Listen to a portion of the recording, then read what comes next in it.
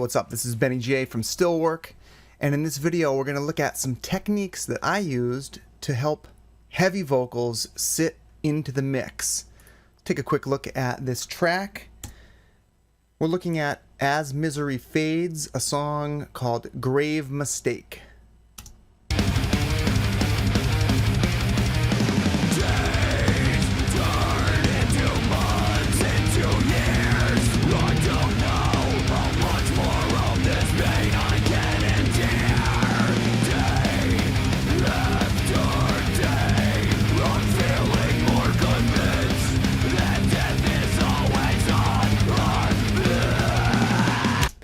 Okay, so what do we have going on here? We've got heavy screaming vocals and we've got a super dense metal mix. So what are the problems that we run into here and how did we fix it with some processing in this track?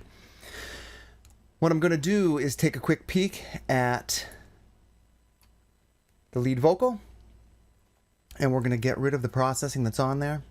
This is a pre-master recording, so this is going to be output out of a 2-bus that is going to go on to some final mastering. So it might be a little bit heavy in the low mids and still need some of that finalizing that you would get in mastering. Our vocal tracks are going to be sent through some various stages of busing. These purple tracks here are lead vocals. Those are getting sent into the vocal bus right here. That vocal bus is also getting sent into this kind of a final vocal bus before being shipped out the master bus. There's a clipper on that end right there, which is just kind of being used to monitor RMS. This one's sitting around probably -14. And I can also pump this up here to kind of see how it would sound at full volume, see if anything's getting crushed too much. So with this lead vocal, some of the problems you can end up with screaming vocals is that in order to get that screaming distorted tone out of the voice, you can end up doing a little bit too much constriction or losing some of the chest voice, some of the air movement, and end up with kind of like a saturated sounding vocal but with a lot of holes in it. It can kind of sound a little bit empty and a little croaky. So a lot of times what we want to do with the heavy vocals is go through multiple stages of saturation to try to fill in all those holes and give, especially in the lower mid-range register, a little bit of thickness and density so it really sounds crushed. You can get that same sound, in a live setting by really just pummeling an SM58, and that is a technique that's used in the studio as well. I think that's how Pantera vocals were often recorded. And what you're doing there is you're kind of saturating the microphone element, getting a lot of just proximity effect and low range out of there. So taking that same idea and putting it into studio vocals that may have been done through a compressor or through a higher end broadcast dynamic like a SM7B. Let's see what we've got here. I'm going to remove the processing from the lead vocal, and we're going to leave on right now the final vocal processing just to take a look at what we're dealing with. Days turn into months, into years. I don't know how much more of this pain I can endure. And I'm going to step through the processing that I did to kind of fill out that. You can hear there's some holes there, and we want to fill those up so it sounds nice and deep. So, first thing I've got on this track is the Renaissance compressor from Waves, and what that is doing in this capacity is providing a little initial leveling. I'm not pulling too much decibels down here. Days turn into months, into years. I don't know how much more of this pain I can endure. Using the warm mode here is going to build up some lower, rich density with some harmonics coming through this compressor. I'm not using this for gain, I'm just using that for a little bit of leveling. Coming into Head Crusher from Audio Assault. This is basically a saturation plugin, and we're using this kind of a console emulation here. Days turn into months, into years. I don't know how much more of this pain I can endure. Okay, so that's definitely building up some distortion there, and that's going to be a different type of distortion than what we're getting out of the saturation from Renaissance compressor. After those stages, I would do my typical vocal equalization. So I'm kind of assuming that that's coming off of a console a little bit crushed, and this is my first processing stage of vocals. High pass filter, pulling out a little bit of the low mids and bumping up some of the top end for some clarity there. Next, we're going through a 1176 style compressor. This is the VC76 from Native Instruments. And in here, we're going to get that type of distortion, that transistor distortion that the 1176 is so good at providing. Days turn into months, into years. Just crushing it down here. We're pulling probably negative 18 decibels of reduction with that. We're going to push that into the L1, which is going to provide some limiting. Days turn into months, into years.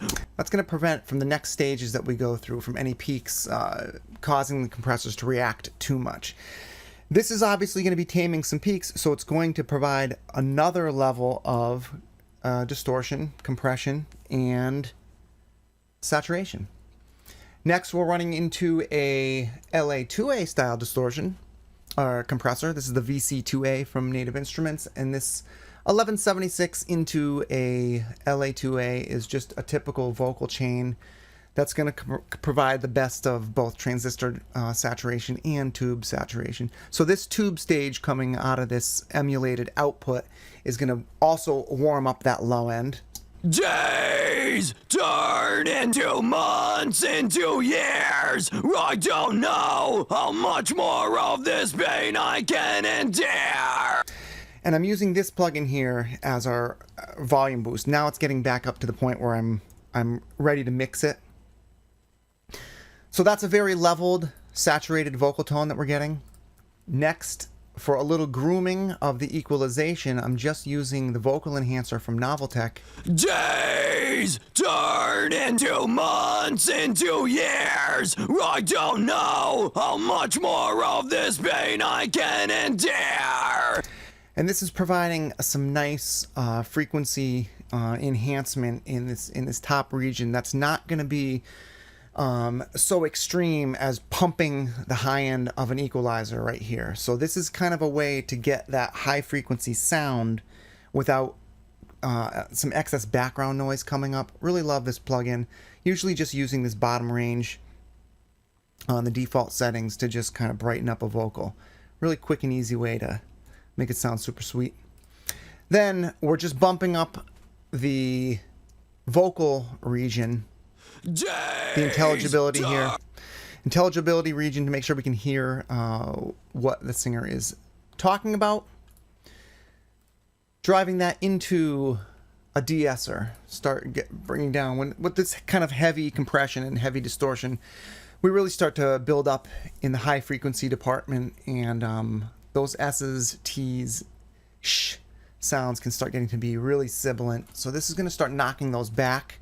Days turn into months, into years. I don't know how much more of this pain I can endure. We're going to bring in some width with side widener.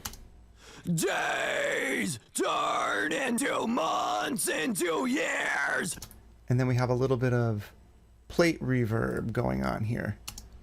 Days turn into months, into years. I don't know how much more of this pain I can endure. Okay, so at this point, we've taken that initial vocal right here. Let's take a quick listen to that. Days turn into months, into years. And then we're bringing it back with our processing, embedding it into the mix. Days turn into months, into years. I don't know how much more of this pain I can endure. Okay, so another important thing that we have going on here is thickening up this vocal with a processed pitch pitch shift track right here. And what we're doing with this one is we are pitching it down 2 half steps. Days turned into months, into years. And we're putting that through a severely crushed vocal processing channel that I'm calling reinforcement. And that's reinforcing our lead vocal the whole time. Let's step through this chain and see exactly what's happening. So we have a pitch shift down. What that's going to do is make all the saturation buildup that we do through the compressions and distortions happen at slightly different frequencies and fill in some different gaps. And when you blend those together, it's not necessarily being designed to create any kind of chorus on a screaming vocal track, but it is going to provide more thickness and density, very subtly blended in just underneath the other track.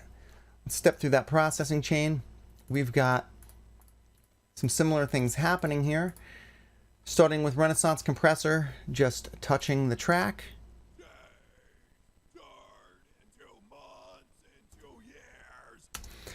I'm getting so much volume with these next plugins that it's going to be difficult to hear what's happening at these stages. We're doing the same thing with Head Crusher.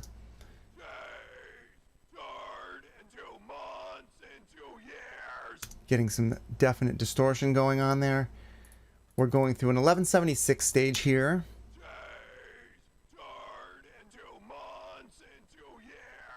Pummeling that.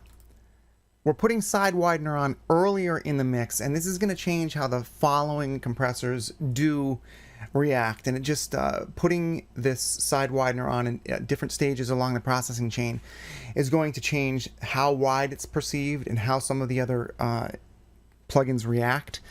This is a nice spot here where after a lot of distortion, it's being widened out.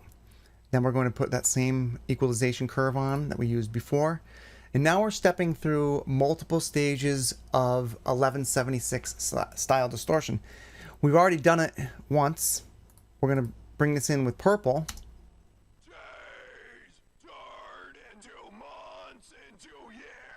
There's some slightly different attack and release settings here.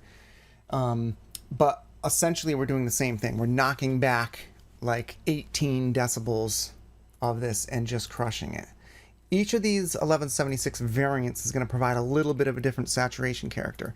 You could also just stack the same thing, just copy it over 1, 2, 3, 4 times and see what you end up with.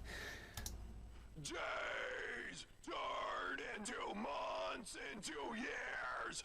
It's another stage with the FET compressor from Soft Tube. Then we're going through that leveling amplifier at the end. Days turned into months, into years. And just like the other tracks, this is where I'm using my volume, using the gain control on this one to get my volume for the track. Then a final stage of equalization.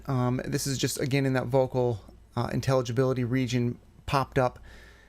And I can see this is an old mix from a number of years ago that I'm just pulling up now. And so getting a little insight into what I did there. That must have been just popped in at the end because I couldn't really hear.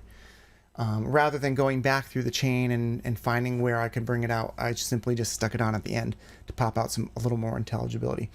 This one is going through another secondary bus here. In this one, we're getting a gate happening. With that much compression happening, a lot of background noise is coming up. So this is just trying to trim off some of that background noise. Here's the processing chain from the Crush Post channel. Days turned into months, into years. And that gate's just trimming off some of that background noise. Then we're going through the Noveltech vocal enhancer to bring in some of that high end without too much background noise. Days turned into months, into years. And then we are adding a maximizer on the end. Days turned into months, into years. What this is doing is just basically is an L1 variant and made by Magix. And this is just going to prevent any stray peaks from popping through. So those are both going into our all vocal channel down here and getting some additional equalization. With all of that distortion and saturation, we're getting a lot of low mid buildup. So what happens here bypass this. Days turn into months, into years. And let's turn that back on. Days turn into months, into years. Cleaning up some of that low mids and again brightening up the top just a bit. Also on that all vocal channel, we've got a instance of L1 providing a little bit more volume and limiting there, and then we're using waves sibilance at the very end of all the vocals to trim off any of these excess S's that are just building up. Days turn into months, into years. All of that together is going to create a really dense vocal track that's going to sit in the mix pretty decent. Days turn into months, into years. I don't know how much more of this pain I can endure. All right, thanks so much for checking out this video. Be sure to check back here and see what else we've got from the mix setup here at Stillwork. Talk to you guys soon.